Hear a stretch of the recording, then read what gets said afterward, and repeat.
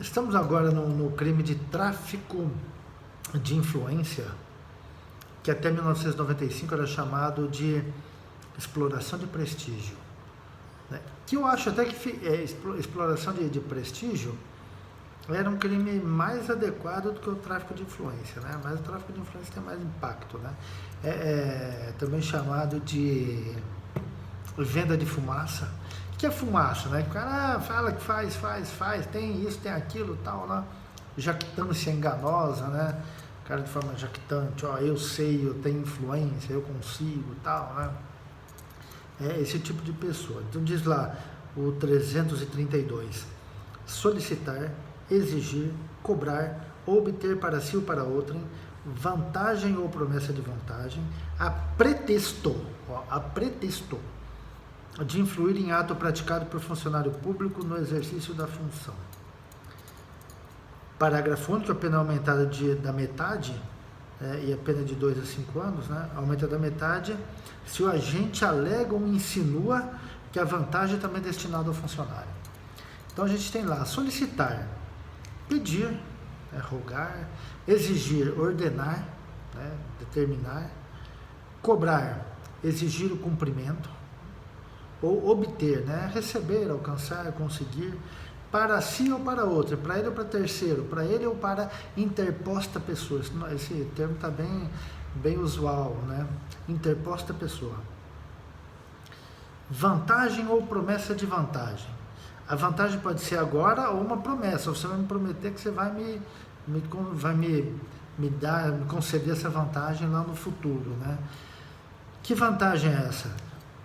Qualquer tipo, pode ser econômica, pode ser pode ser um favor, pode ser um prestígio, um elogio, seja lá o que for essa vantagem, né? Mas é uma vantagem, é uma promessa de que isso aconteça.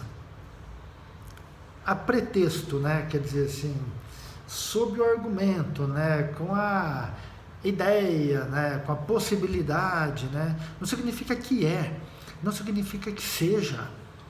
A gente tem aqui, na verdade, um estelionato praticado pelo agente em cima de alguém que precisa de alguma coisa da administração pública.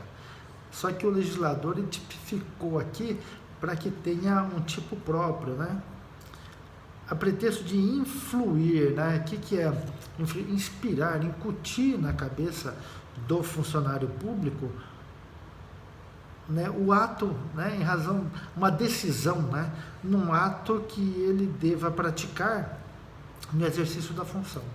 Então seria mais ou menos assim, ó, tem um recurso de multa lá no Detran, né, e eu fiz um recurso, tá lá, e eu preciso da decisão. Aí alguém que saiba que eu tenho esse recurso lá, vem e fala para mim assim, ó,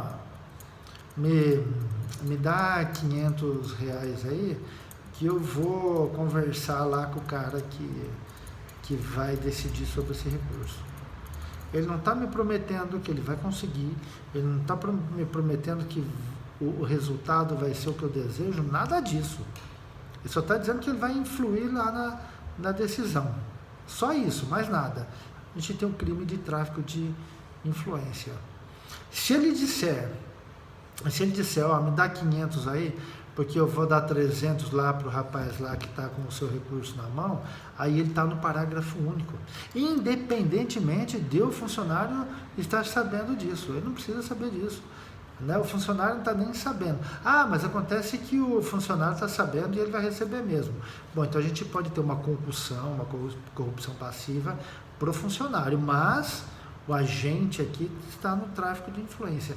Independe de ele conseguir alguma coisa ou não, independe disso ser verdade ou não, pode ser mentira, pode ser uma cascata dele, né? Por isso que fala venda de fumaça, na venda de mentira, né? Jactância enganosa, né? Um cara jactante, um cara que se acha e engana, né? Na verdade não é coisa nenhuma, ele só se acha, mas ele não é nada, né? Aqui, ó, tem uma coisa interessante aqui, ó. Quando a gente fala solicitar, exigir e cobrar, a gente está aqui no crime formal, que ele não exige resultado. Mas quando a gente está no verbo obter, precisa ter o resultado, porque quando eu obtenho alguma coisa, né? Então, né, eu tenho. Só um detalhe interessante, isso aqui somente se aplica a funcionários do Poder Executivo e Legislativo e não do Judiciário. Por que não do Judiciário? Porque a gente vai ver lá no artigo 357, né, que no sistema judiciário, eu falo sistema judiciário que inclui o Ministério Público aí, lá a gente tem um tipo próprio para eles, crimes praticados contra a administração da justiça, tá? Então, se isso aconteceu, por exemplo, ele quer influir na decisão do delegado, a gente está aqui no 332. Ele quer influir na do promotor, ele está no 357. Né? Essa diferença lá. Por quê?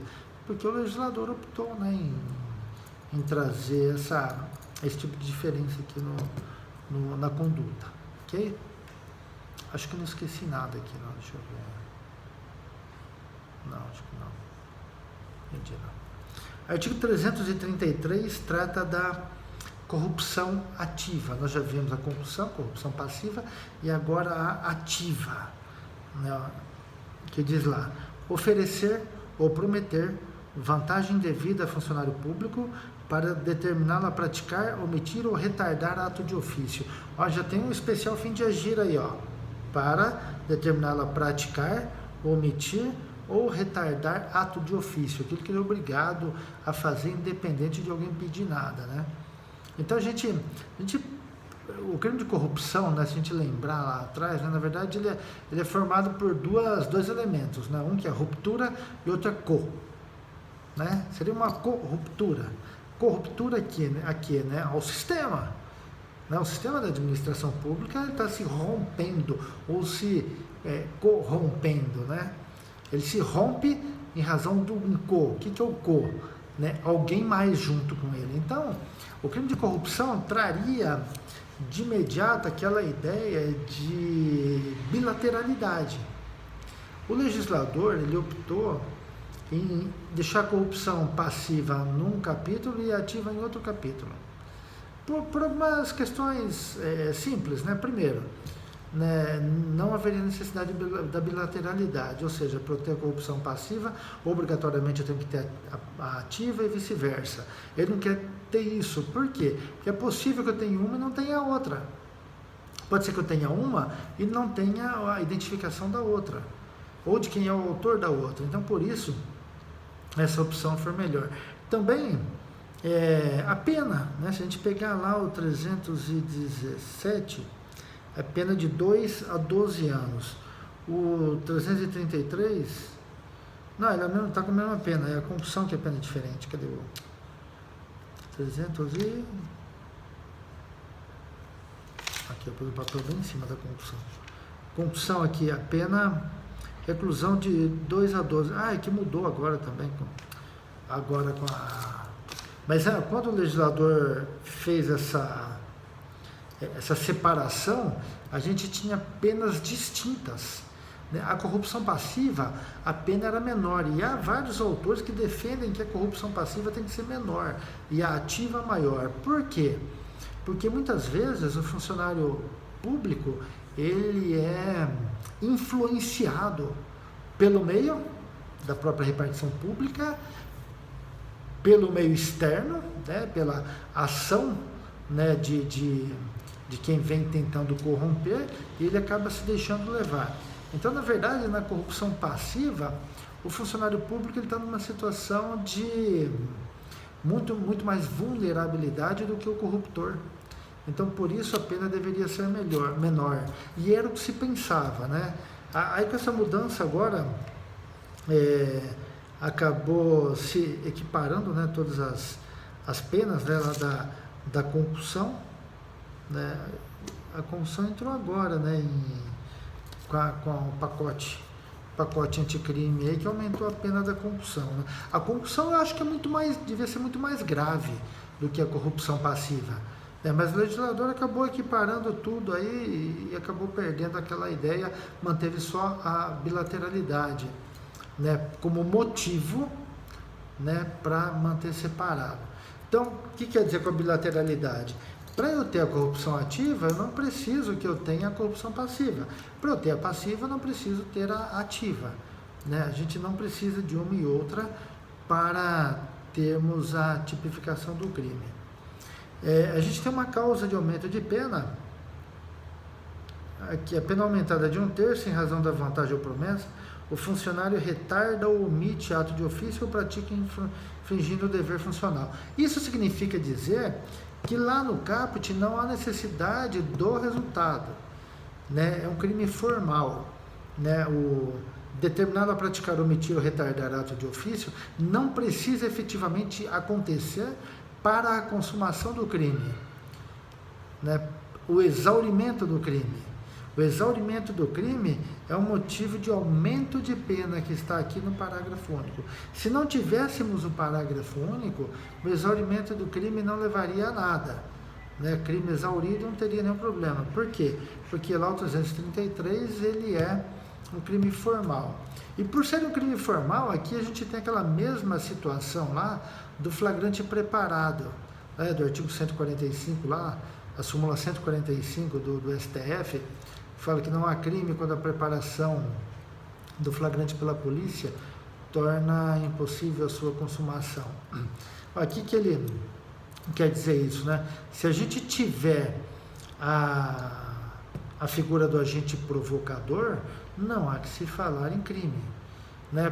Porque o agente provocador, ele violenta, né, a vontade do agente, né? O agente passa a ser um mero espectador, não protagonista. Você é espectador? Não.